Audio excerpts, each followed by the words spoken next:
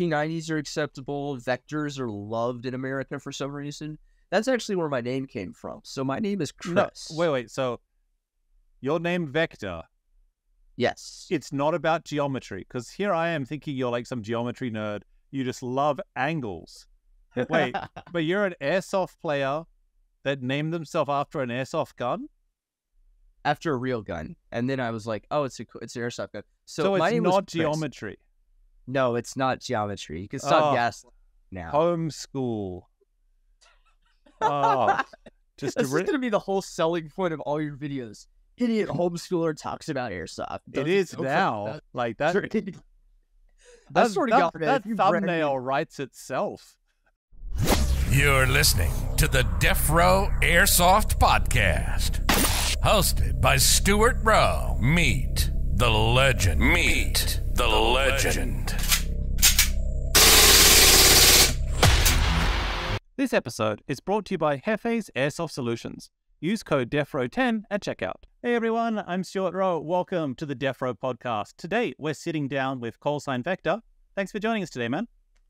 Hey, thanks for having me, man. Appreciate it.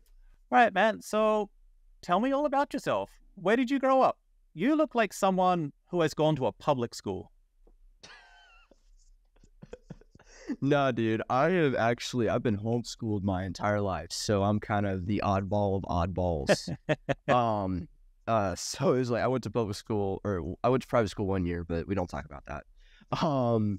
Yeah, so I grew up in Backwoods, Tennessee, like Nashville area, but in kind of the hood, but there was woods near me. So I grew up in the woods, playing in the woods, learning about history. Like I started with the Revolutionary War, and then I moved my way up to World War II because that was way more interesting. And then just from there to the current times. And so it's just like, I was in the woods and I'd be fake reloading a stick, which was an M249 saw at like 7.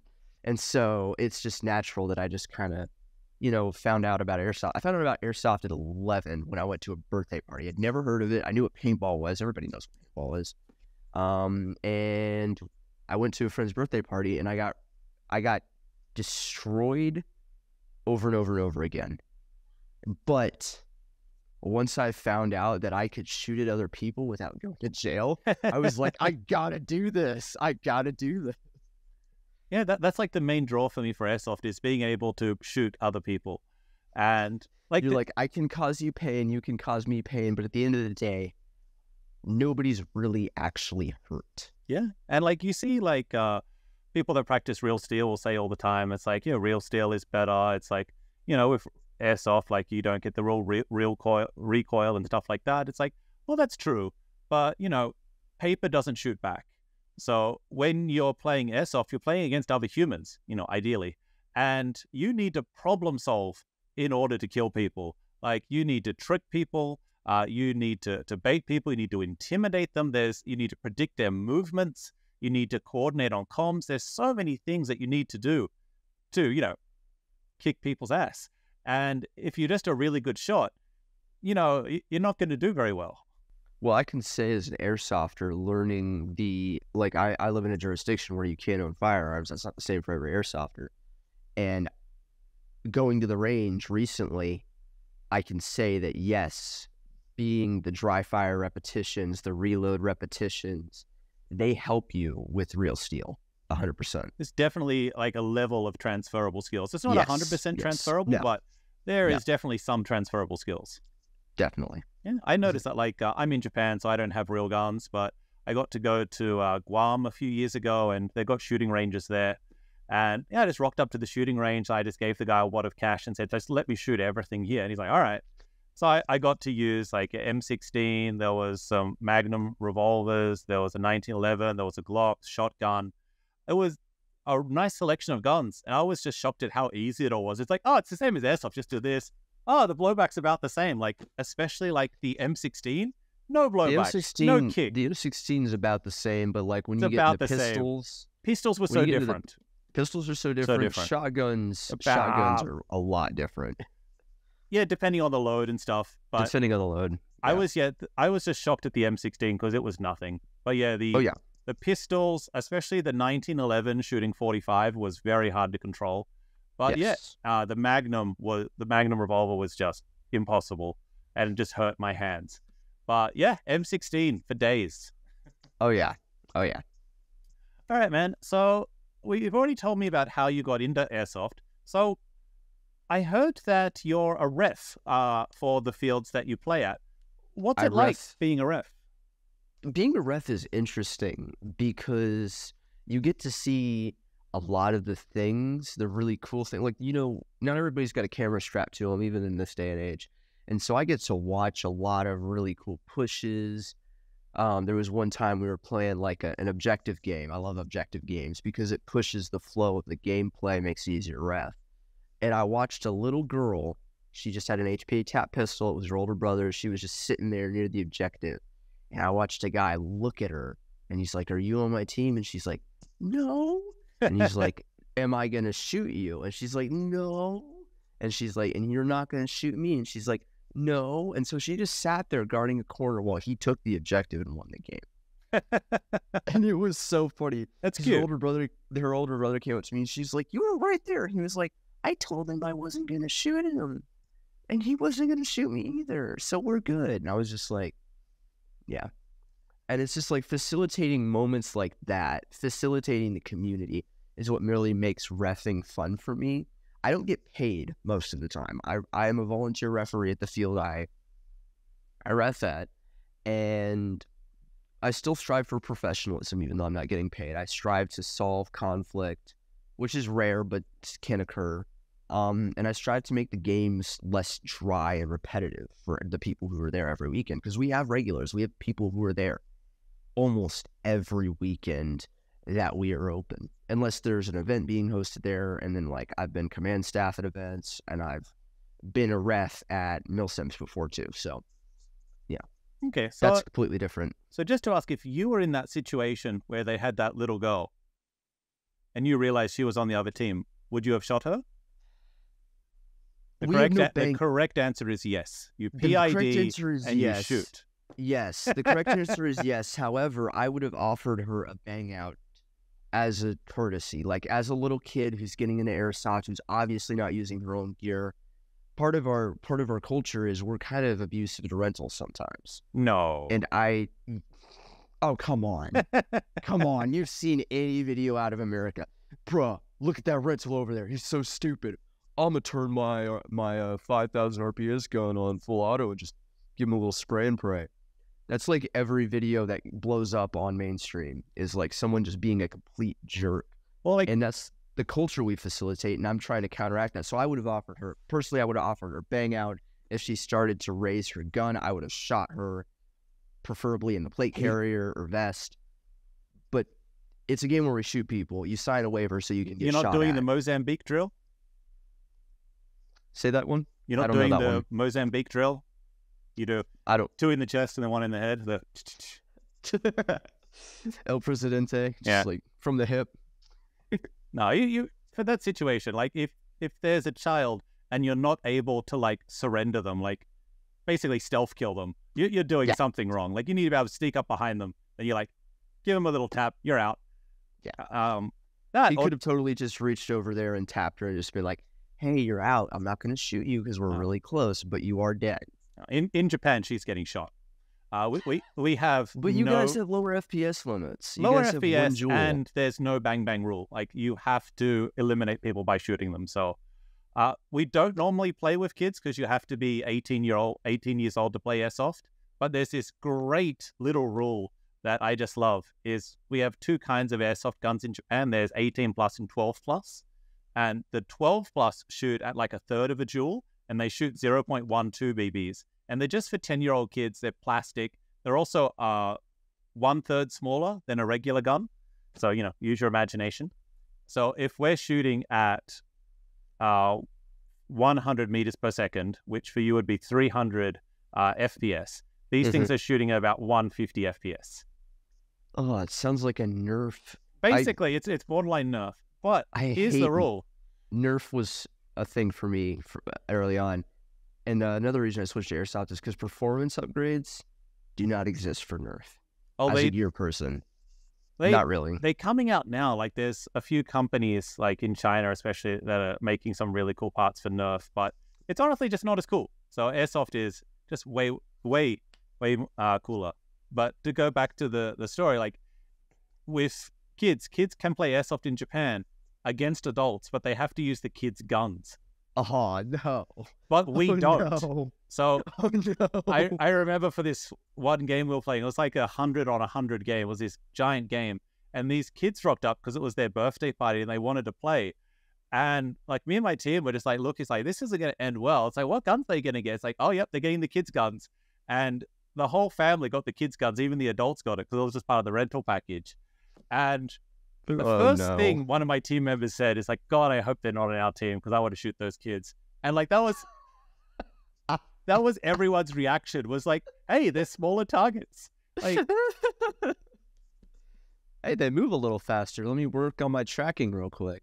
but check it out. The kids actually did a really good job. So one of the kids was on my team and he hid in the base during like a capture the flag game. He was so small that he was able to hide behind the shipping container and like duck all the way down. You couldn't see him. And then the like 3 or 4 enemies tried to storm the base. I took out one of them. And then like as those guys are coming up, like I'm like, shh, just like stay here. And he's like, all right. And then I slowly walked so I could like observe the encounter. These guys got all the way into the base. They didn't see the little kid. He pops out with his little kid gun on full auto, lights them both up and protects the flag. I was like, chef's kiss. That's just fantastic. You got owned by a 12-year-old with a garbage gun. Yeah. That's a lot of interactions in indoor fields. It's like you got a crazy, it's 7. I think 7's the legal minimum to play. Like in attractive sense or? By age. So like you have to be 7 age, years okay. old. You have to be 7 years old to play at any field in America, I think is the bottom line. 6 in private or whatever. But that is just so crazy. You'll have 7-year-olds. I had a 7-year-old. I was playing open play the other day for like a spring break at an indoor arena, and we had a bunch of adult guys come in as rentals. We tore them up, and then they played only private games for the rest of the day, and they invited some of us back to play with them to get a little competition. That was fun. But I remember there was a 7-year-old with a rental. Rentals are terrifying to me because it's like messing around with a Thunderbee. They're unpredictable and they will go off on you at any time once you pull their pin. So once you give that little kid a 300-round mag and a Lancer Gen 3 with a decent trigger, he took a flag by himself. This 7-year-old kid ran in and was just ripping them up. It was his first time playing. And they don't have fear yet. Yeah, and I was just like, that kid's going to be drinking Mountain Dew and wearing a dye I-4 in a few years. I can tell you that right now. But like the other thing with rentals is like they get so much adrenaline when they start to play that they don't feel anything. Like I've drowned some like rentals before in BBs and they're just immune to them. I shrug them off. It's so out. I mean, like, if this was like, well, the thing is like I'll be playing video games, you know, and I'll be messing around with flamethrowers. I'm like, I'll flamethrower a door and then I'll run in and I'm like, oh, right, these don't suffocate everybody in the building. I got to put them on fire. Dang it. It's like stuff like that with realism, and the mix between realism and it being a fake sport is you're just like, I shot you. You're dead. Yeah. And like, I'm fine with the well, what do we call it? Trades. So like, basically, we have like quite a long trade rule in Japan. It's about 3 seconds. It's not officially 3 seconds, but it feels like 3 seconds. Where like if you shoot someone and they shoot you back, you're both out. It's not American rules where it's the first person that the first person eliminated, then their bullets don't do anything. No. Most of the time, in most fields, the way the field rules say versus the way refs decide to rule it is a little bit different because refs have leeway. And so most of the time when there's an argument on trade, I'm like, did you both get shot? And if they say yes, then I'm like, then you're both out. That's how it works. You both got hit. I'm like, but if the guy says, one of the guys, like we've had honest players before who are like, well, I shot him after I got hit. And I was like, well, thank you for being honest. You are out. He is not. Please go back and play. Yeah, I that's appreciate fine. that Like, kind of honesty from players. I really wish we'd see more of that. like I do that. So like sometimes when you get shot, you've got so much adrenaline that you just react. So I remember like Yes. someone shooting me, and like as soon as like I saw the BB, I shot, but then I got hit, and then I hit him. But I was like, no, man, you got me first, so I'm out. Yeah. Or I've had like someone shoot me, and they're like, what was that? And then like shoot them, and they're like, yeah, it's okay. I'm out. You're good. But basically in Japan, if you have a frontal trade, you're both out. Yeah. If I shoot you and you shoot me, we both see each other, you're both out. The only way to eliminate people is get them in the side, get them in the back, get them at range. But if it's like 2 to 3 meters and you're both doing a frontal assault, especially if someone is rushing, you're both out. Yeah. There's almost no way, unless the person's gun is down, but it's not. If they've shot you, you're both out.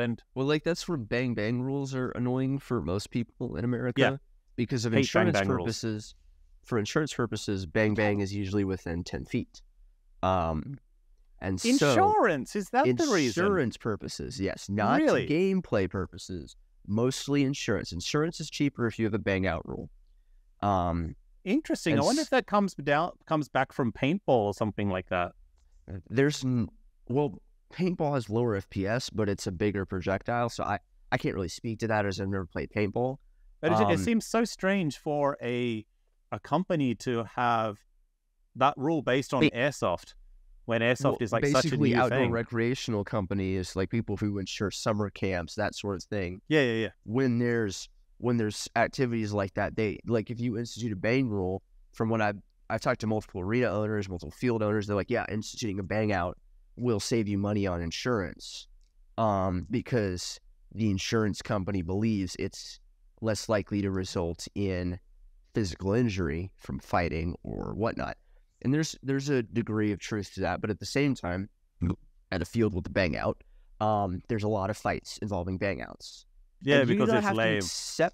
you do not have to accept bang outs is the field rule. He Each just says field is different. Some each field is fields different. Yes. you can challenge, other fields you don't need to challenge, and the problem is the variability. Like Yes. if there was Ooh. just one rule around the world, which is how Airsoft was played, it would be fantastic. But every field in Japan is ricochets or no ricochets is our problem here. Half the fields do ricochets, half don't. You get hit, you're dead. That's my. I don't care if it was a ricochet. You're dead. If a bullet ricochets off, like in a real combat situation, if you're riding a wall, bullets travel up walls. Like they will ride the side of a wall. You'll get hit. Its velocity will actually increase because it's picking up traction. So you're gonna get hit even harder. So I feel like if a bullet ricochets off of a wall, yes, BBs are round objects and they ricochet, but for the most part, I feel like ricochets should count. It depends on the argument, because then you can say, well, I Yeah. think armor should count. So there No. has to be Yeah. a line in the sand that you draw. I don't care where that line is. I just want everyone to use the same line. That's it. That would be so nice. I'd be so nice. And then there's other like some like California, which is the airsoft central of the U.S., California and Texas. They have FPS limits that are regulated, and like no other state in the United States has that. Other I've states noticed that. require you to have, like, I think New Jersey requires you to have like an orange grip and orange slide to be legal to use in New Jersey. There are no airsoft replicas or air guns that are not completely orange with an orange tip allowed in New York City. So it's like, since the United States is 50 states, so they're each a mini country under one big letterhead, there's a bunch of different regulations. And so like traveling with airsoft, possible, but if you land in the wrong state, you're screwed. So it's just like, it's crazy. It's really hard to regulate airsoft in the US. Just to comment on that, because I got friends in New York that play. Don't quote me on really anything, but I think the issue is like you're not allowed to sell a gun that doesn't have the markings that you described. But I think that if you modify the gun yourself, it's okay, because you cannot sell a gun. Yeah, you're correct. An incorporated business cannot sell a replica firearm without an orange tip on it during shipping. Yeah. Then once it's shipped to the consumer, pending state and local pending state and local agreement, you can remove the orange tip. So in most states that most airsoft is heavily used, such as California, you can remove the orange tip and put something else on it, like a muzzle device, a tracer. Yeah. But do not show that gun in if you display an airsoft gun in public, it will be treated as a hostile encounter by police. Of course. And I mean, never use airsoft guns. Else. Yeah. And so, like, I hear about, like, you know, oh, we went to a local park and played airsoft. I'm like, you are lucky to be alive in the climate we live in the U.S. Yeah, I was talking about this with another guest, but basically street games were a thing 20 years ago. And you've got, like, different countries, like Brazil's got some really cool stuff that they do. Apparently, there's, like, a whole city block that they close down, like, for a week or so each year, and they hold a whole urban airsoft thing, which is just incredible. But it's intentional. It's not just... It is now. Yo, I'm going to show up. Yeah, okay. But, you know, like, it's not like I lived in the hood, and some people had airsoft guns, and they'd be like, yo, I'm going to show up with my Glock, and I'm going to cap my buddy. And I'm just like, you're going to get shot by a police officer who thinks you're initiating a gang fight. Yeah. And that's been instances. Like, I live in Central Florida now. I used to live in Nashville area. Is that the Tennessee. One where Florida Man lives? We keep hearing about him. Florida Man. Okay, so Florida Man is kind of a name for any dumb person in Florida who does some dumb, whacked up crap. So, you know, it's not Florida just one Man, guy doing all these amazing things. It's not just one guy. It's not just one guy. It's a bunch of different guys. And so, like, if I could have my own Florida Man article, it would be Florida Man defeats alligator or something dumb like that. Like, Florida Man fights alligator and wins or something. Because, like, those are like... I've already seen that, like, twice. You have to do something more original. Like, fights 3 alligators naked. Something like that. Like... One alligator isn't even headline worthy. But how about not doing it high on crystal meth? No, I think you need the meth. You could use bath salts. They're pretty popular in Florida right here. Yeah. Yeah. We barely have any drugs in Japan, so everything's like funny to us when we see it on TV. Yeah. And now for a commercial break. Are you looking for a company that puts the community first? Look no further than Hefe's Airsoft Solutions.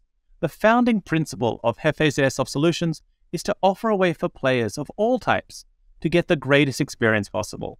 Their passion is making a difference in local communities and serving each of their customers with the utmost respect. Become part of the conversation by joining hundreds of fellow airsofters in their Discord server. There, you can find out about upcoming events, sales, giveaways, and more. Join us today and start enjoying all that Hefe's Airsoft Solutions has to offer. Together, we can make a difference in our community. And for listeners of the podcast, tap into the power of the code Defrowe10 and save 10% on your next purchase at hefesairsoft.solutions.com. Some exclusions apply. The more you use the code, the more it helps the podcast. Okay, back to the podcast. All right, man. Next question. So I hear you also are quite into like cosplaying and LARPing and stuff like that. What's great about LARPing? So I'm getting into LARPing and cosplaying, but I love it. So there's this guy I know.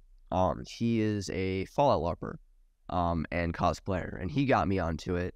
So he's like falling out with all of his friends or something? No. Fallout, like the video game, like Fallout 76, Fallout 1, I 2, know. 3, 4. Okay, just for the audience.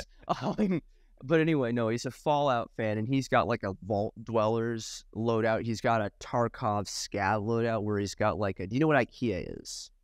I do, yes. Okay, so he's got like an IKEA bag plate, like chest rig that's like sewn from an IKEA bag. One of my friends has that. They're actually selling it online. I've met 2 people now that have it. Like, I saw someone on Airsoft to Sam's Instagram that was also rocking it. So I thought it was custom made. But it seems like someone is selling them now, because I've seen 3 now in 3 countries. Yeah. And then there's like, and then there's the Guild, which is they're Mandalorian cosplayers. Before the Mandalorian was a show, they were just based off of Boba Fett making Mandalorian armor for Airsoft. So I'm probably going to go to this Fallout event, like a Wasteland Fallout event, based on the Fallout video games. The Guild's going to be there. We're going to have the NCR, the North North California Republic Army. It's just like all of the different Fallout. We've got factions in Florida. People are coming from all over the state because Florida's huge. Every state in America is pretty big. It's got So Miami and it's got Disneyland, and you don't normally picture those things side by side. nope, you do not. Because Miami's like where all the bachelorettes go to party, and Disneyland's where all the kids go to party. So it's like It'd be nice if you could like Two drop off your completely kids at Disneyland, and the parents go to and then Miami. go to Miami. That would be ideal. That would be ideal, yeah. But anyway, it's like Airsoft there's the prison game that MIR puts on. That's in South Florida. And then there's, like Milsom West will come down here occasionally. I think TCA might be coming, Third Coast Airsoft. The event company that I work with, Stryker Airsoft, they've done a lot of events. He's going up to GTI pretty soon, Government Training Institute, up in Barnwell, South Carolina. So it's like there's tons of like a thing for a lot of people that can do in America that a lot of people can't do in other countries is we can go to old military facilities. Oh, yeah. I see that's very popular for you guys. We can go to old military facilities. So there's a lot of government training facilities. There's a lot of abandoned bases, installments. Like when we see an abandoned, like airsofters are the weirdest people in the world for that. We see an abandoned hospital or warehouse and we're like, yes, let's go there. There's probably tetanus problems. There's probably vermin infestation. I want to go play in that building with my friends. Whereas normal people look at it and like, I think that thing's going to collapse soon. Maybe we shouldn't pound it. Like, we're just the weirdest people for that in America. We see abandoned buildings. We're like, we're going to play there. Like, there's a mall.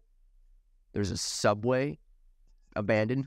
We go play there. Like, it's abandoned. It's built up because it's like, it's COD brain is what I call it. Basically. Where we've played Call of Duty missions. And we're like, yo, I want to go play in a Subway. Or you've seen John Wick, and you're like, I want to go do that in a Subway.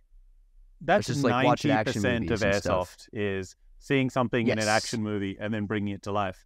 And I'm guilty of that. That's what I do all the time with Airsoft. That's why I play. It's like, I saw a movie and I want to emulate it. That's it. Yes. That is very true. And so there's like, my number one cosplay that I want to do, I need to get in a little better shape for it, is I want to do a Deadpool cosplay. No, like a white suburban child doing a Deadpool cosplay. Like, you must be the first person to ever consider this. Like, I don't think one has been done before. Like, everyone is going to just congratulate you on your originality. No, but I want to do not a screen. And you can like go to like conventions and annoy people, and everyone will think you're funny. Yeah, no, I don't want to do a screen accurate one because I love what Ryan Reynolds did with Deadpool. He was amazing. But I like the comic Deadpool portrayal a lot better. Also, 1911s are way lighter than Deagles. Yes.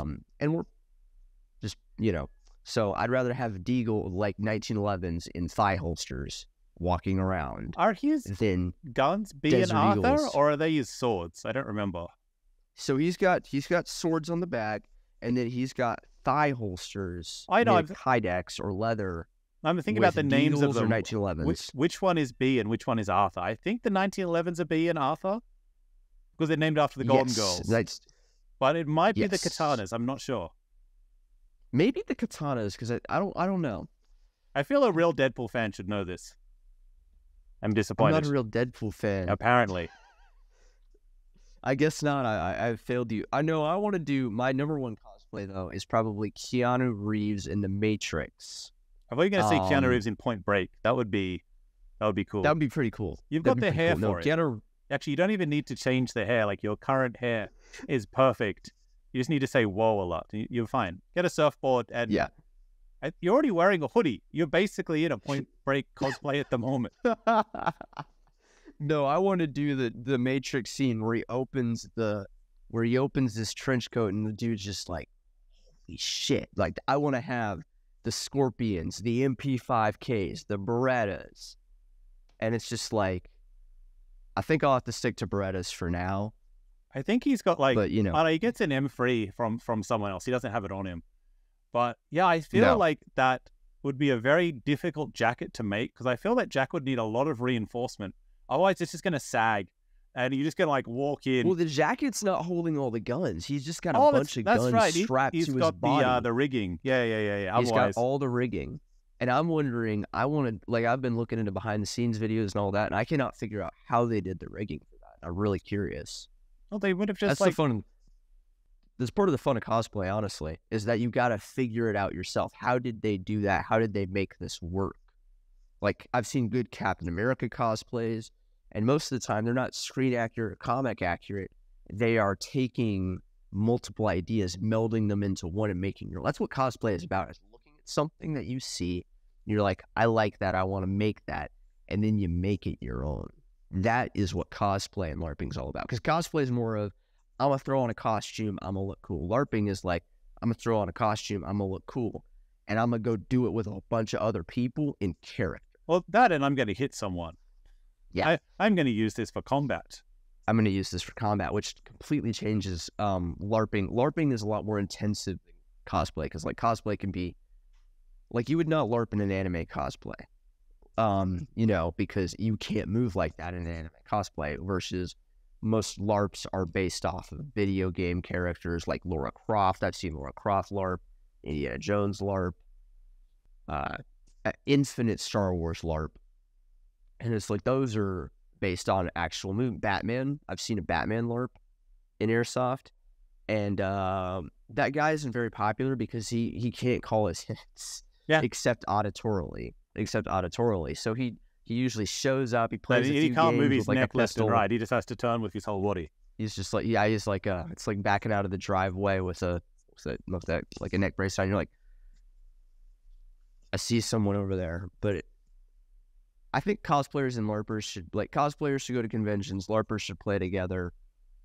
And then, like, I don't believe in segregationist airsoft. Like, you can only play with your one type of airsofter. But at the same time, it's a good thing for LARPers to be together, because LARPers understand when you don't call your hit because you've got like 50 pounds of gear on. So it's just... And also, they can hit each other with swords and stuff like that, so... Exactly. Yeah, I do enjoy some new versions of Airsoft that I've been seeing. So I've seen, like, some Americans, like, doing Airsoft where they're allowed to use knives. And they'll do, like, just like a knife battle where it's just, like, one-on-one. And it looks like the final scene of Under Siege, where you have... it does. What is it? It's Tommy Lee Jones versus... Steven Seagal. And a great battle of the ages. But yeah, they have their little knife fight. And when you see Americans doing the same thing, it's great because it looks fun. And I would like to do that too. But in Japan... Is there contact allowed in Japan or no? It's just completely off limits. No knives are allowed at all. So you can't even have knives on your equipment, on your belt. Interesting. You can't affix bayonets. You can't have any knives or fake knives or blades. So you can't you can't use anime guns, because there'll be like some anime guns where it'll be like a Mac 10 or something that has like a dagger integrated into the muzzle device. And it's all 3D printed and stuff like that, but it's fine to display, but you can't play with it. Yeah. That's hard, Japan. because like, no one gets injured because it's Japan. It's Japan. Yeah. In America, injury, I mean, like, I've seen videos, and like, as a ref now, I cringe. I'm like, dude fell 3 stories as a sniper, and he landed on his head, like, kind of like this on the ground, and he had a helmet on, so he had a mild concussion. He was fine. But, you'll hear, and there's a lot of YouTube commentators who are ex-military who will commentate on this. They're like, yeah, you're going to get hurt. You're simulating combat. And in old, like I said, in abandoned warehouses and old hospitals, there's just tons of stuff around You'll there. hit yourself on stuff. Yeah. Well, it's like, you've played indoor CQB, and like, in America, most of it's plywood. So like, I have played indoor CQB, banged up against a wall and almost knocked it over. Oh yeah, I've doing a corner. I've wrecked walls. I knock over barricades a lot just because I'm so big, and they're not designed for me. Like they'll stop it like at your height. But I'm 5'6", so that's like how big my daughter is. Like, it's nothing to brag about. Okay, man. So like my worst one is I've gone through a wall, and I've broken a window, but they were both abandoned buildings, so it's fine. Yeah. And the other windows were broken, so Yeah. But yeah, you will get injured. My worst injury, I've sprained my ankle and I've broken my hand, just completely shattered it. So I broke all of this bone, this bone, this bone, this bone, this bone here. And it was bad. Man, And it was that does not sound, because I've like, most of my injuries are not like external, they're more internal, like dehydration. Like I have shame. Mostly dehydration. It's like when I did dehydration, I was playing my first mil sim. I was on command, and I ran a considerable distance with about 40-ish pounds of gear on me, and I made it. And then we held down a point. Wait, why are you running with 20 kilos of gear? Because it's a mil sim. Oh, okay, that makes sense. That's what you do.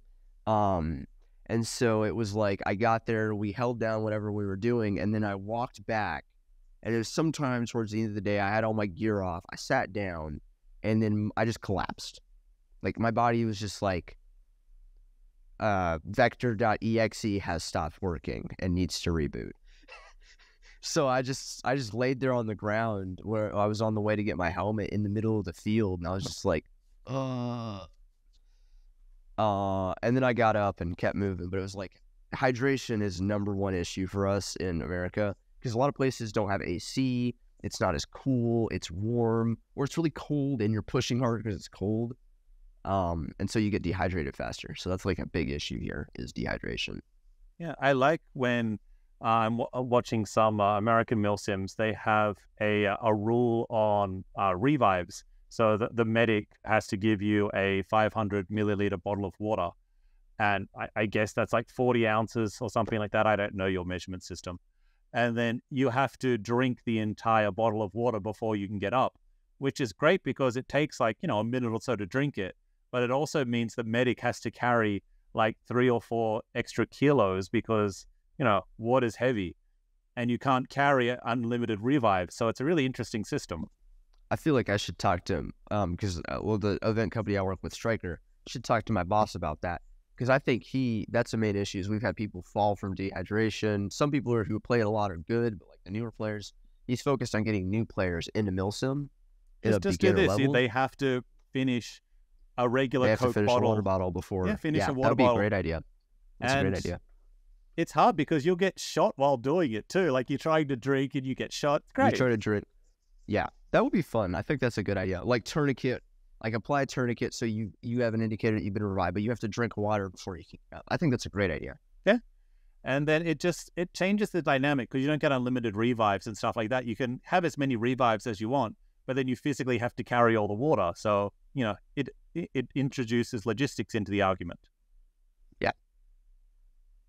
All right. Next one. Let's have a look at brand loyalty. So I know you have a interesting opinion on brand loyalty. Do you think brand loyalty is good or is it detrimental to players? I think it's very detrimental. So I'm not here to say one brand is better than the other. That's not my goal here. My goal is to spread awareness to the fact that some brands have higher quality than others. You get what you pay for most of the time in Airsoft. Yeah, basically. So, if you're paying, and this really comes into the upgrade realm, not so much the base replica realm, because when we talk about later, like when we talk about like what's a good base gun and all that, I have opinions on that, and an American with opinions. No, I've never met these. Yeah, I've never met one of those before. It's not like they exist on Twitter and no, but it's like with it, when it comes to internal upgrades, an inner barrel that is at 6.01 or 6.03, if it is polished, it will provide good performance no matter what brand it is in. No matter what brand it's in. Yes, it might have higher quality materials. It might not wear down from BB travel as quickly. But at the end of the day, it is going to provide the same amount of accuracy. It's just how long does it provide that accuracy? So what you're paying for when you pay for a Lilacs is you're paying for good steel and precision.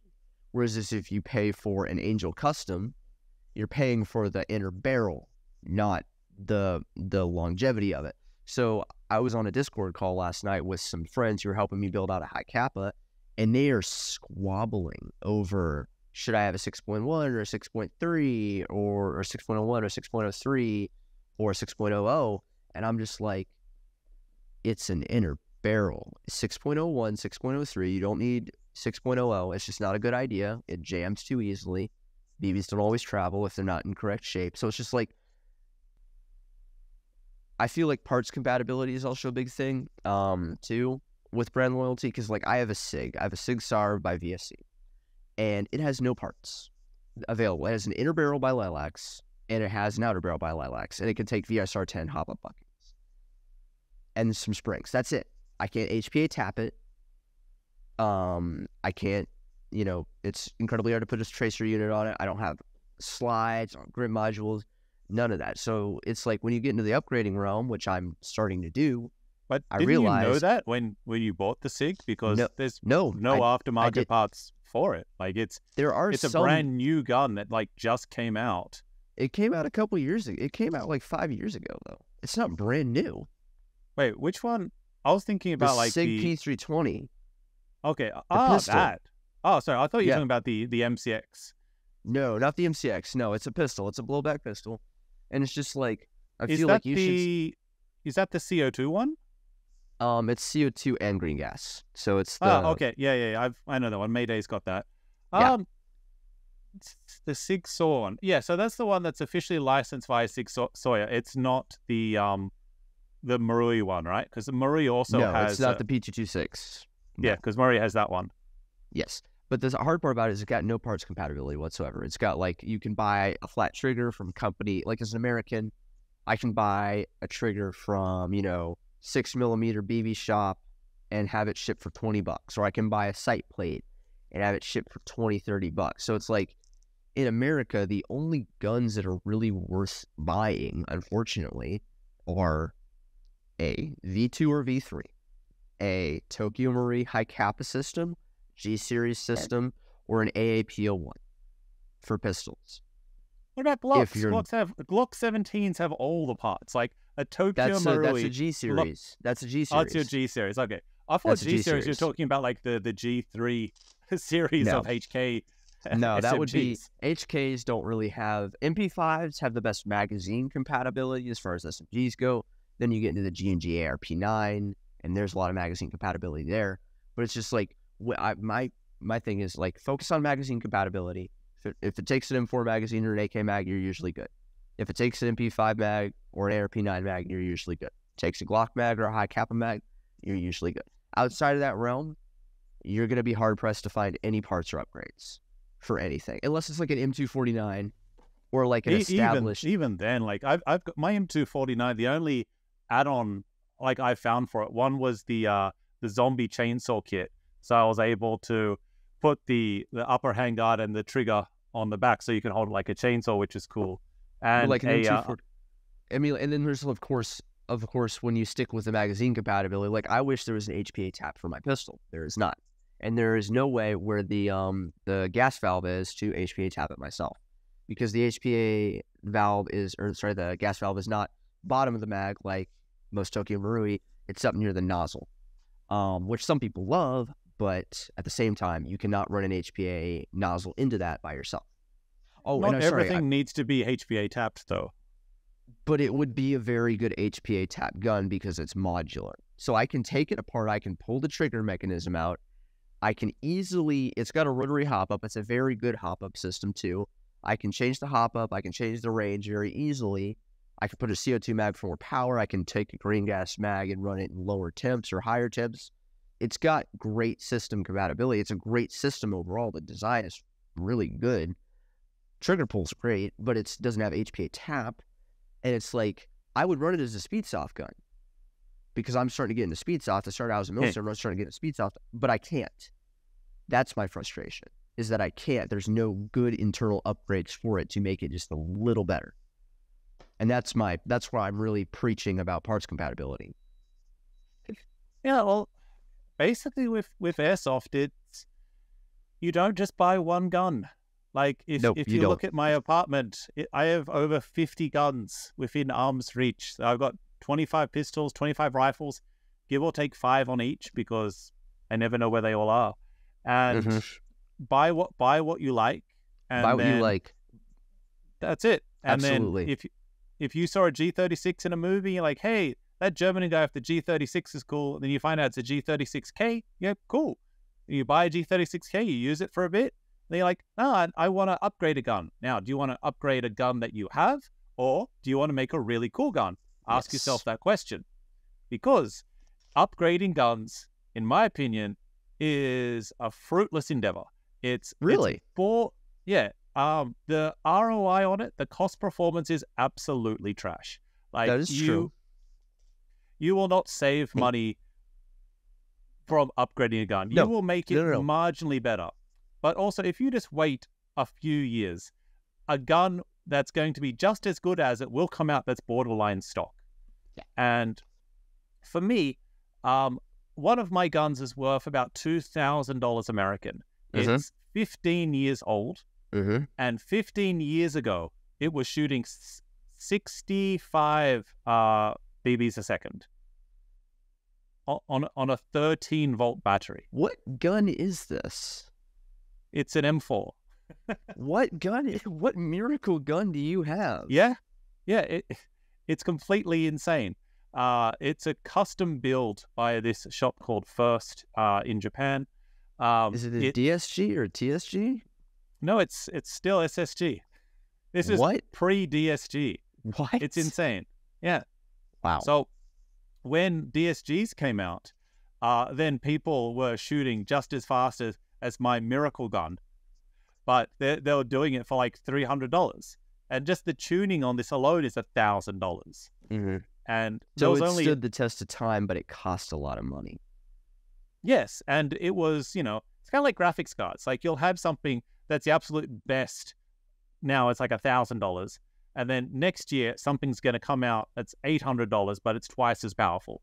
So, but let's be honest. Like, with weapons technology and airsoft technology, we really haven't advanced all that much inside the main system. HPA is very new to the scene. Yeah, HPA true, because like BSG was new to the scene. Yeah, LiPo battery is new to the scene. Even TSG new to the scene. But the core systems, there's only been improvements on the core systems. There's no new core systems that are popular, is what I'm saying. What do you mean by core systems? So like the core guns that you can upgrade that have most parts compatibility are the M4, the AK, the High Kappa, and the Glock, and then the AAP-01. And then, of course, when you go into snipers, you got the VSR-10 system. That's pretty much it. That's it. And if you want to build any custom gun, that's exactly how you should do it. Yeah. And there's different custom guns. You can do custom internals or custom externals. And if you want to do custom externals, you can 3D print anything you want. Yeah.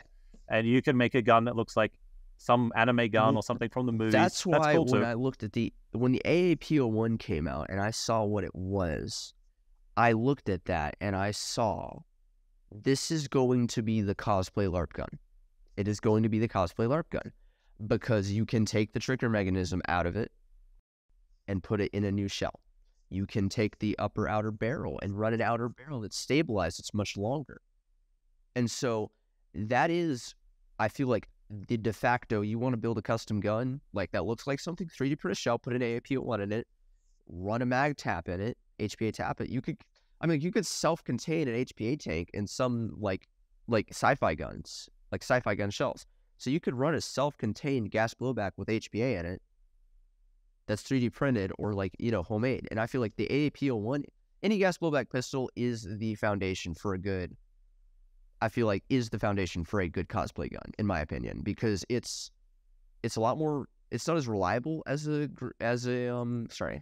an M4 AK platform, but you can do a lot more with it. There's a lot more. It's a smaller platform to deal with overall. Then try to fit a V2 gearbox inside something that really, or V3 or V1 that doesn't really take V2, V3, V1. You can stick an AOP in there somewhere, maybe run a remag system, and then stick something in the remag system. So give it the mag, self-contained HPA inside a kit. It's infinite possibilities with pistols. Yeah, and a lot of people are coming out with like carbine kits and stuff like that at the moment. So a lot of 3D printed carbine kits that are coming out that just completely change the look of the gun and give you these nice sci-fi guns. But Yep. Also, I've played with 3D printed parts, and I break them every game. I can use them for like an hour or two, and then by the end of the game, they're just shattered. Yep. So, well, I mean, like the thing is if you're 3D printing an internal part, unless it's a slide, like a slide for HPA, maybe. But at the end of the day, with HPA, you're going to be using your gun more and more and more because you can use it more. Like it's not a gas blowback; it's an HPA tapped gun, so you're going to be running through way more reps. So like the parts wear down easier, and it's like Novrich just came out with an HPA slide. Yeah, I saw it. That is 3D printed for the SSP-18, and I've seen it. It is faster, but it does after. I mean, like there's a guy who just ran it on full auto for like. He just does like a full mag of full auto, like 150 every day. He just did testing on it to kind of see. I think it took him 2 months before it broke down. Just a 150 round mag every day. Not great. That's not great. No. And like I'm not ragging on Novrich. I have 2 Novrich guns and I love them. They're not sold in Japan, so we have no opinion. No, the SSR4 I feel like is the best gun for beginners where you can buy an SSR4 because it's got a trigger response that doesn't rival an HPA build, but it's right there with a good DSG build with a NEMF. So if you can access LiPo where you are, get a Novrich SS4 1 joule or 1.5 joules. I'd like for in Speedsoft, put a stubby stock on it, get a bigger battery. Because I was playing Speedsoft. I was playing Speedsoft 3v3, 5v5, casual games, and internal games. And I was keeping up with everybody who had a Polar Star Jack just fine. Same with pistols. And like that's why I'm building a pistol now, because I feel like a pistol is a much more maneuverable, smaller package that you can run indoors with. And I never thought... indoors, pistols are the best, easily. Yeah, I never thought, when I started my Airsoft journey about a year ago, when I finally had the money to play, I never thought I'd be saying, I want to play Speedsoft, because I started out as Speedsoft Arena, got ripped up by some Polar Star Jacks, and was like, I'm never doing that again. Here I am. Now you're the Polar Star Jack off. I will not be a Polar Star Jack guy. I might get a Fusion engine, but at the same time, I'm going to not use that for casual play. Because as a ref, I see how much HPA discourages people from coming back to the field. I don't know what just happened. Sorry. But HPA discourages people from coming back to the field. There are times where I came to the field and I got double taps at very close range with HPA. Yes, I know I'm signing up for that. But at the same time, HPA really discourages kids from coming back to the field, whether it's an AEG. It just hits differently. Just a little bit differently. I know it's the same amount of joules. I know that. But it feels different. It does. Like if you get shot with an HPA shooting 1.55 joules with the same BB weight, we've done side by side. You notice the HPA more. It's just more painful.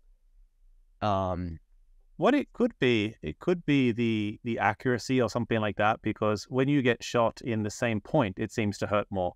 So it could be the speed of the trigger that the HPA allows. Normally, when you use HPA, you're able to do faster follow-up shots, and you're able to double tap and triple tap quite efficiently. So instead of it getting shot like here and here, you're getting shot here and here, and that second shot creates more pain. So it could be something like that, but again, I don't know because I don't use HPA. Yeah, no, but like HPA provides better performance at a cheaper price overall. Toss an HPA unit in your gun, like a Fusion engine, a Jack, or a Aretha, depending on what you want to do. You're going to get better performance right out of the gate than you ever will in a regular gearbox. And that's why I'm pursuing HPA, because I have seen in an outdoor and indoor setting where it is infinitely better than stock AEGs. Like if you have a stock AEG, you don't like it, put a better inner barrel in it, put a better hop up in it, put a better motor in it. But motors are so expensive. They're it's $40. I know, but like if you're gonna spend $40 on one part, why not spend $450 on one part that will increase your trigger response, your rate of fire, all of that, or your range, or be able to adjust your range on the fly, or be able to go from speed QB to outdoors in literal seconds. It's the flexibility that I love, that a lot of people I know love about HPA, is the flexibility of it.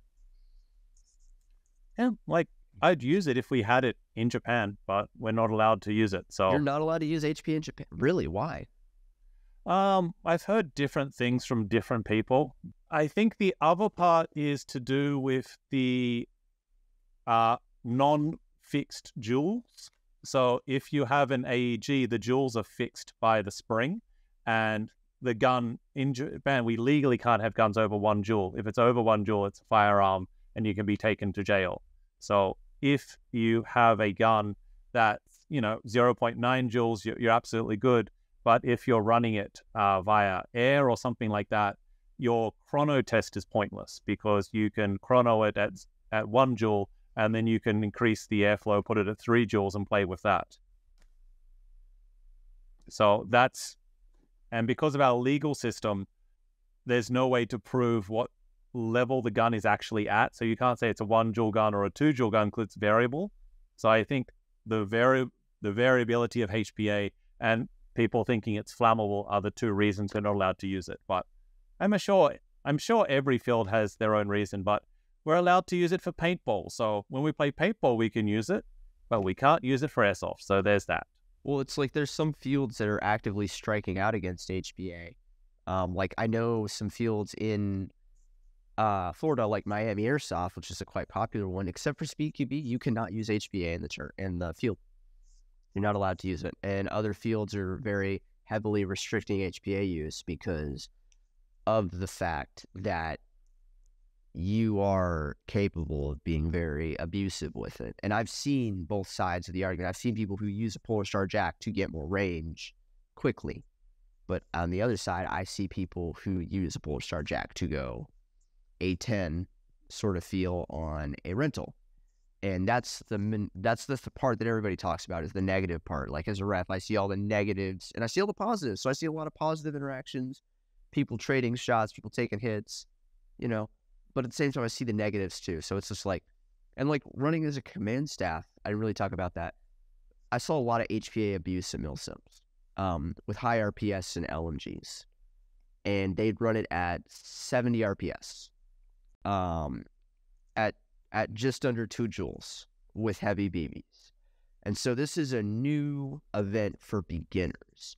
And they'll run into a bush, and then you'll hear, and then you'll watch a kid run out almost in tears because he was right on the edge of that guy's MED.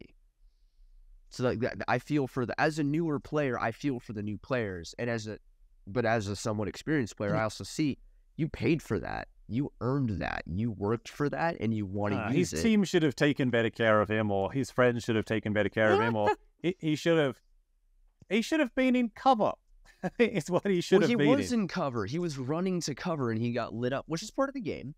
It is part of the game. But you're supposed to feather the trigger when you're using an LMG in America. So you're supposed to do short burst. He just got mowed. He got mowed down. He got hit in the same. I saw it was like a little, like right here on his chest. There's a little, like it looked like a shotgun hit him. It was a very tight grouping, and I had to talk to that guy. I was like, "You gotta feather the trigger. You got to do like very, very nice in a barrel, like grouping." Mwah. Yes, it was a great grouping. It was a very nice grouping. But I was on a moving target too. That's impressive. Yeah, it was a very good grouping. He had excellent tracking. He's ex-military, so he knows what he's doing. But I was like, I understand your training and what you've been trained to do, but please just do 3 to 5 second bursts when you're shooting at people. 3 to 5 second bursts. So 5 seconds at 70 rounds a second. 7, 14, 21, 28, 35. That's 350 BBs he's allowed to hit someone with. But we're also dropping RPS to 30. RPS 30 is max now. Oh, so, yeah. Oh. I think we're getting it. I'm trying to push it so that the RPS is realistic to the RPM of the replica, but that's really complicated to police. Well, yeah. Basically, you can say that the LMGs can have a high rate of fire. You can say LMGs can be 50 or 60, and you can restrict rifles to 30 or so. Yeah, that's fine, because stock is about LMGs, 18. And like SMGs, I feel like should have a way higher RPS than an LMG. Yeah, that's fine. Yeah, it's not gonna be fun, but at least it's lower. It's at 1 joule to go full auto.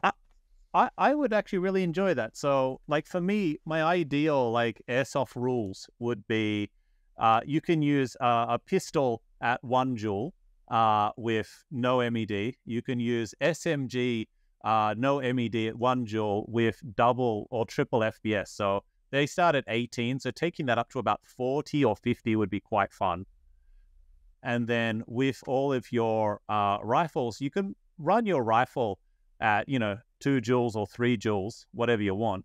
But it's only going to be in semi because you basically never use full auto if you've got an M4.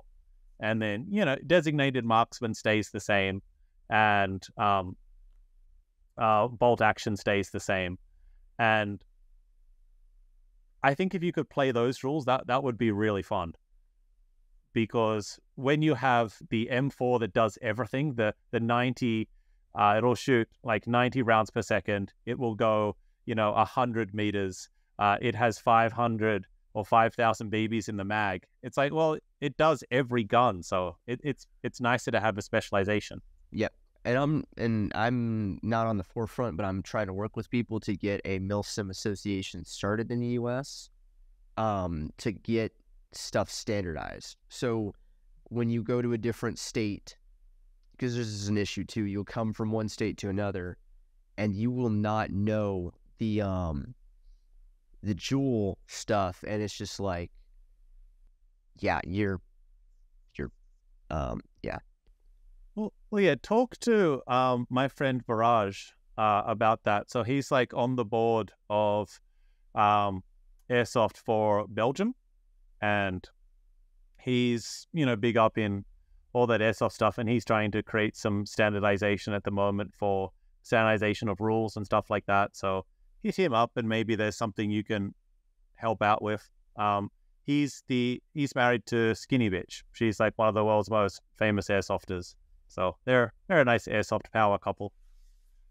But yeah, if you're looking at standardizing stuff, talk to him about it, because he's all about standardizing stuff too.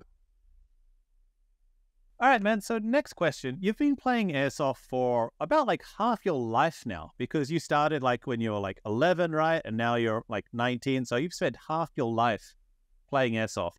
As someone that's been playing Airsoft for such a long time, you have a unique perspective, because you know about the young players, but you also know about experienced players. So what's something that we can do to stop Airsoft from dying out? How can we protect our sport for the next generation? Well, obviously, I think the biggest part of that is keeping players on the field starts at the player, not the ref. As a ref, you try to do that.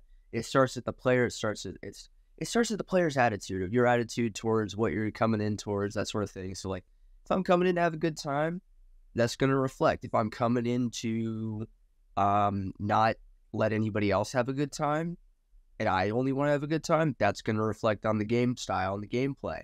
So I feel like everybody just needs to work on, and this goes for me 100%. I need to work on not being as aggressive when I'm playing with new people. Like, maybe moderate your experience level to fit the field, So like I was playing last Wednesday, and there was some rentals who wanted to play against some more experienced players. So me and a few guys got on. I borrowed a guy's pistol, and I was having a great time. I would one ball a few people, and then I'd let them kill me, and I'd walk back, and then I'd let them take the objective, and then I'd take it back. I keep the flow of the gameplay easy,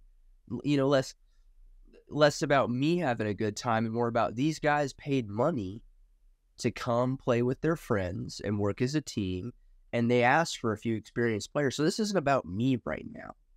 This isn't about me. This is about the fact the ref recognized that I can moderate myself. So I'm going to moderate myself in the gameplay and let other people, because it's not just about me having a good time. It's about everybody having a good time. So I think remembering that you're not the only person who paid to have a good time today will be a great place to start. And then taking younger players under your wing. So there's a guy at my field. He's a little dude. And I would say I look out for him, but I do in a sense. Like whenever there's a new player, well, he's small. You have to look out for him. You don't want to trip over him. Yeah, exactly. But like at Wasteland Ops, the field that I play at, there's a lot of kids. There's a lot of younger players, and I try to, whenever there's new rentals, especially who are like there for a birthday party, I will drop my ref, vest and I will get on gear and I will run with them for at least a game to make sure that they have a good time. And I feel like intentionality and cultivating good experiences for younger players, because, you know, they're only, like, I don't remember where I heard this, but like they're only one bad day away from just going back to Call of Duty. I've heard a lot of people most of say the that. Like, I think that might be like a ref thing. 'Cause I've had other refs on the show. They've said the same thing. So maybe it's like They're only one bad day. They're only one bad hit. They're only one nasty injury from carelessness on someone else's part or their part, from just being like, you know what, I don't want to be physically active and do this. I just want to sit in front of my TV and play around with the controller and spam racial slurs at other people. Oh, that sounds fantastic. Now, It does now sound you got me fantastic, wanting to go doesn't back to Call of Duty. Yeah. And I haven't played Call of Duty since Black Ops on Which one? PS4. Oh, wow. Black Ops 3 then? 3, yeah. Black Ops 3 was the last one I played. I got a double prestige in the- that, and then I was done. Like, getting a prestige in your 30s is hard because we have jobs, we have friends, we have kids, we have mortgage payments, and it's really hard to get a prestige and spend 2 to 3 hours a night playing COD. Like, when I was in high school and uni, it was no problem. But as a member of society, God, it's hard.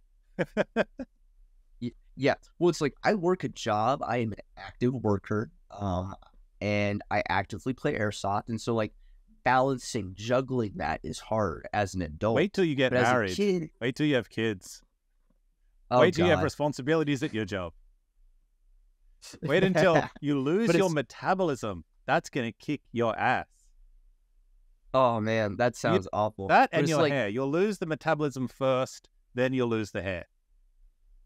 Yeah, but it's like, since I've been playing since I was 11, I only got to play once so like I got to play at birthday parties, and I'd play about once a year until I turned 18. I played about once a year, and I played at the same place. I played in Nashville Airsoft, and I was a rental, and I really see a destroying rental culture in, not specifically Nashville Airsoft, but in most indoor fields that I've been to. There is we are going to, and yes, rentals are going to have a lot of skill gap. Like, you know how there's skill gap. There's a big skill gap. They are going to get destroyed because they don't know to use cover. They don't know to peek corners. Like, if you're peeking the corner, we, like, as experienced players, we only show the minimal amount of our body as we can. We will angle our bodies. So we're still presenting our whole body as a target, but it's the smallest target possible.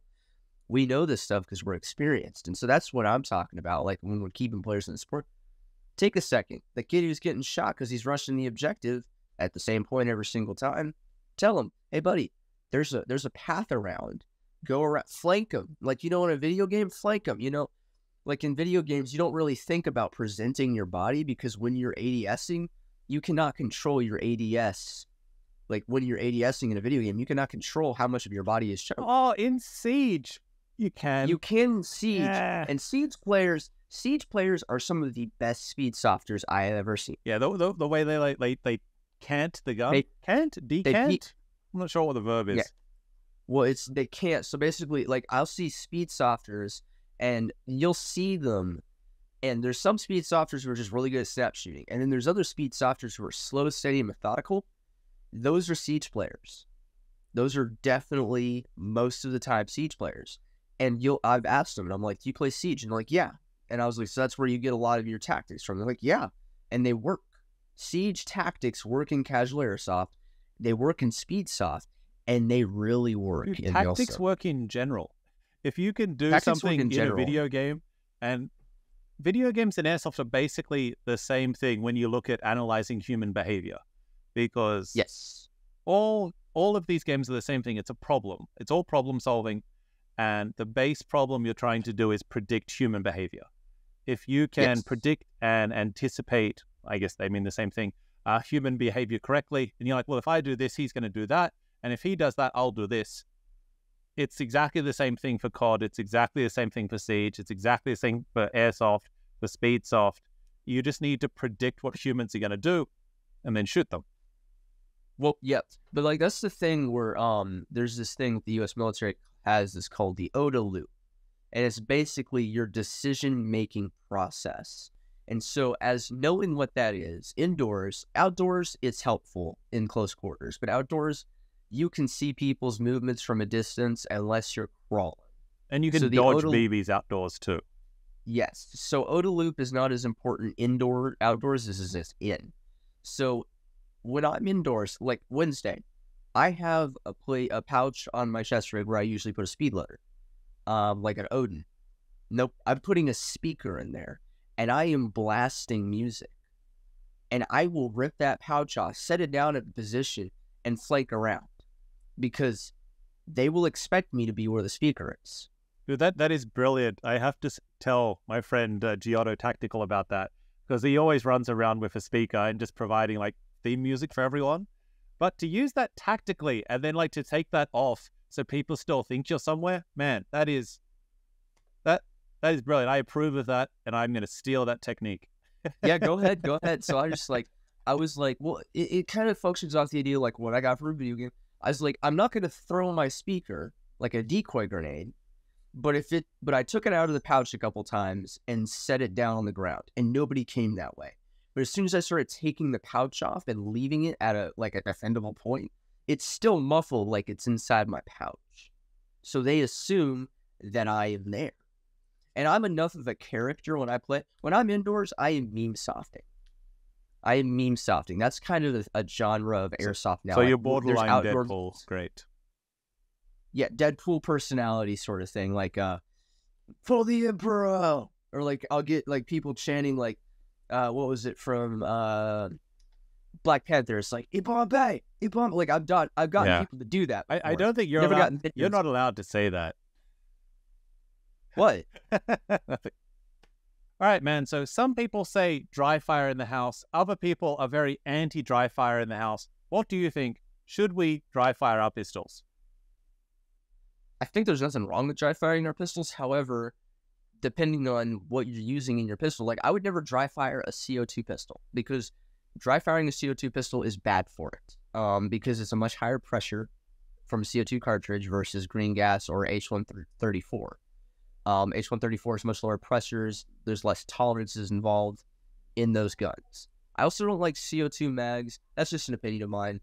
But CO2 definitely does wear down on internals a lot more than regular green gas. But another thing I don't like is cross-mag compatibility in guns. Guns that are designed for green gas having CO2 mags.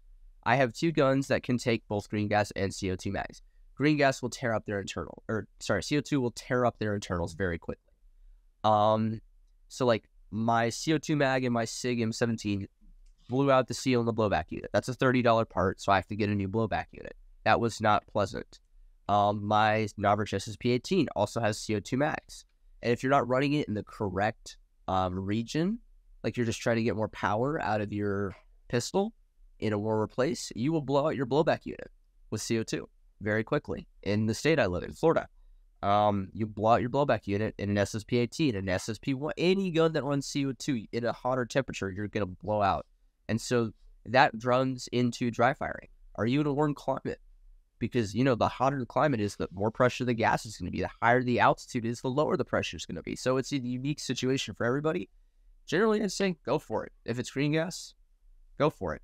Just don't do it all the time, and maybe don't leave that loudener that makes your gun really fun in the arena on your replica. Because with a loudener in America, it can sound similar to a 22, which is a small caliber, and that can bring the police involved. So just general rule of thumb, don't dry fire near windows. That's a bad idea.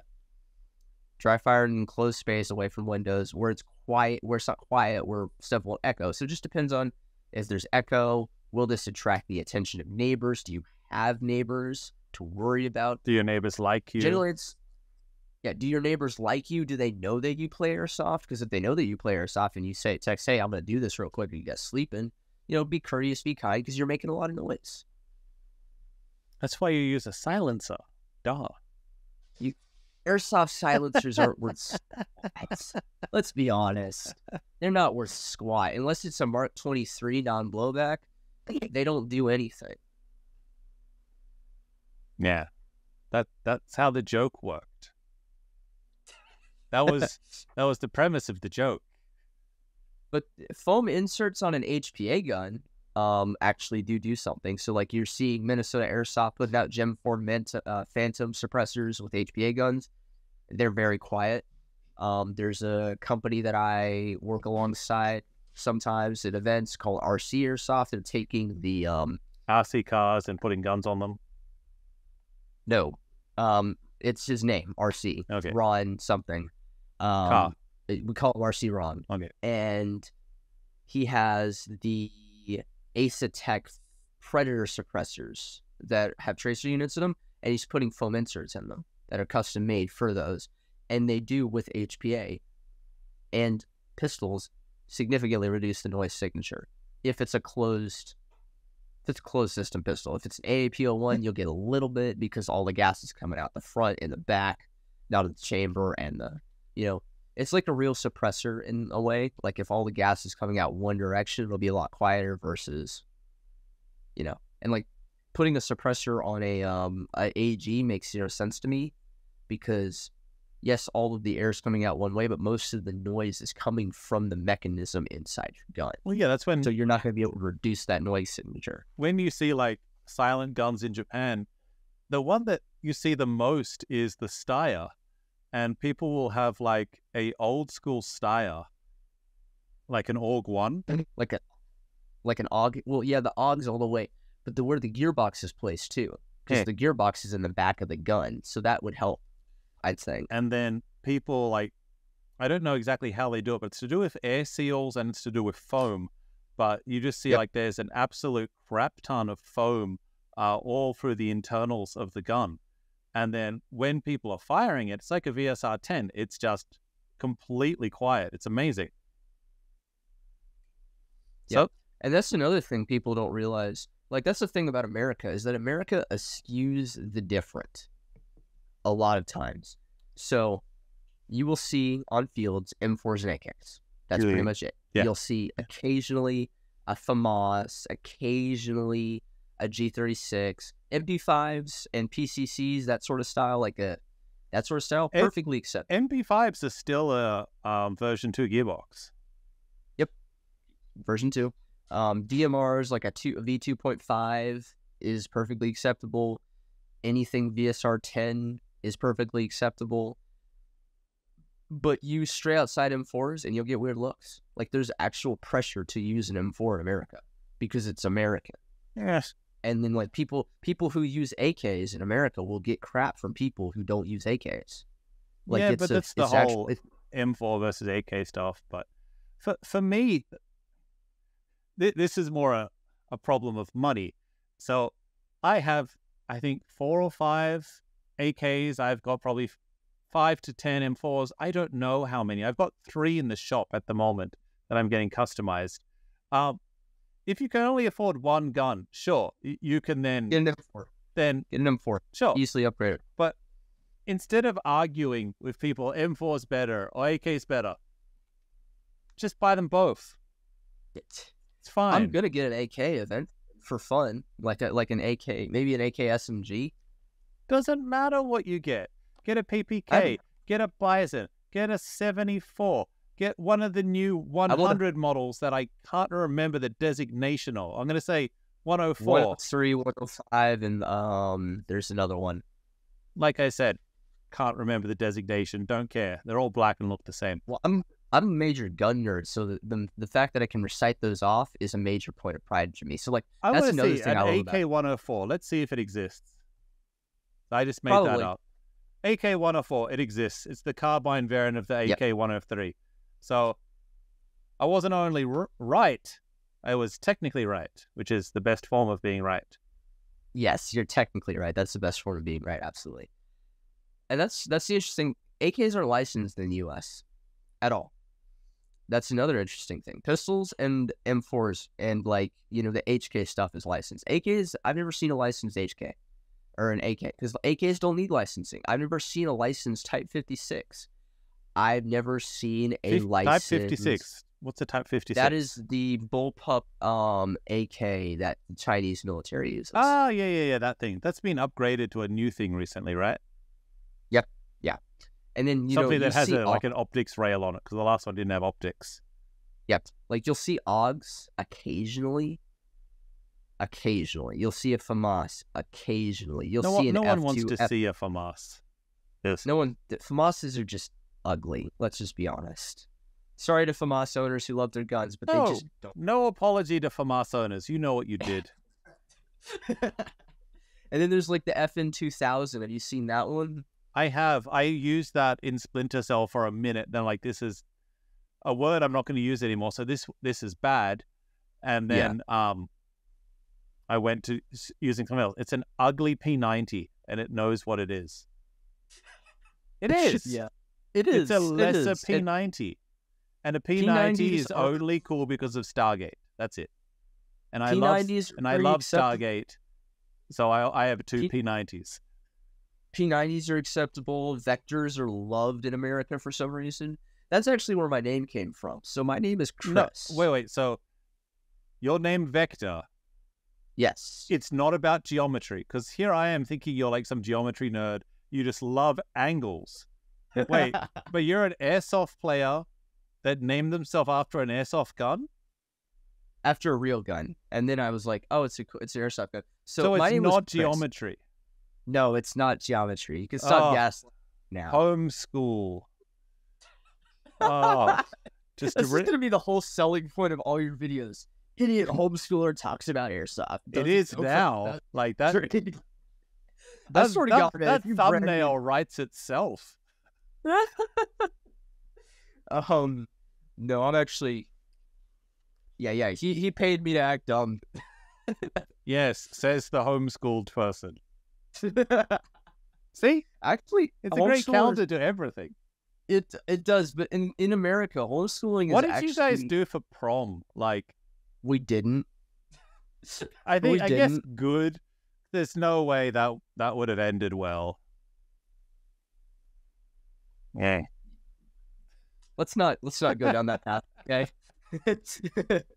But anyway, no. So the Vector has always been my favorite gun. And my name is Chris.